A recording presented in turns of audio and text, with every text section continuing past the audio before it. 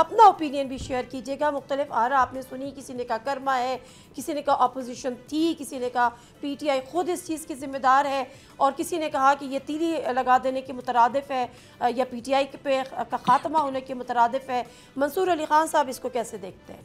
देखिए, मेरे ख्याल में दो चार एंगल्स हैं सारे मामले को देखने के। पहली बात तो ये कि जो सियासी जमातें या सियासी सोच होती है ना, वो पार्टी के अंदर जो लोग होते हैं उनकी सज़ाएं हो गई, वो असेंबलियों में हैं या नहीं हैं, उससे बढ़ती या कम नहीं होती।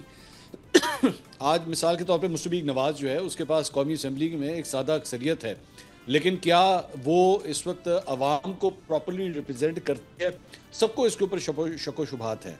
तो इसी तरह पाकिस्तान तहरीक इंसाफ के नंबर्स मेरी नज़र में अगर कौमी असेंबली में या सूबाई असेंबलियों के अंदर अगर कम भी हो जाएं ये इन नाअहलियों की वजह से, तो क्या इसके अंदर अवाम का वोट बैंक जो है क्या वो कम होता है या नहीं? मेरे लिए सबसे बड़ा सवाल ये। तो पॉइंट नंबर 1 तो ये हो गया। दूसरी बात ये, रविश के हवाले से बात हो रही थी कि ये इतने लोगों को नाअहल कर देना ये एक गलत रविश है।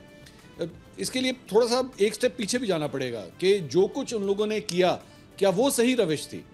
ये अगर तो वो गलत रविश थी तो फिर जाहिर बात है उसका नतीजा भी गलत ही निकलेगा ना। ऐसा तो नहीं हो सकता कि आपने एक काम बड़ा अच्छा किया हो लेकिन आपको उसकी सज़ा फिर भी दी जा रही है। काम अगर आपने गलत किया था तो नतीजा भी उसका गलत ही होगा।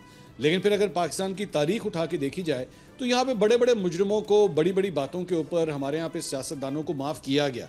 उन्होंने बहुत कुछ किया था लेकिन फिर भी माफ़ किया गया। सुप्रीम कोर्ट पे हमला भी हुआ इसी मुल्क के अंदर। यहाँ पे तैयारा हाईजैकिंग केसेस के बाद फॉर्मर प्राइम मिनिस्टर के बारे में ये भी कहा गया कि जनाब ये ख़त्म हो गया। पैनामा का केस आया, उस वक्त भी कहा गया कि ख़त्म, अब दोबारा शरीफ फैमिली नज़र नहीं आएगी। आज शरीफ फैमिली जो है वो इस्लामाबाद में भी बैठी हुई है और लाहौर में भी बैठी हुई है। सब्सक्राइब करें और बेल दबाएं ताकि कोई खबर रह न जाए।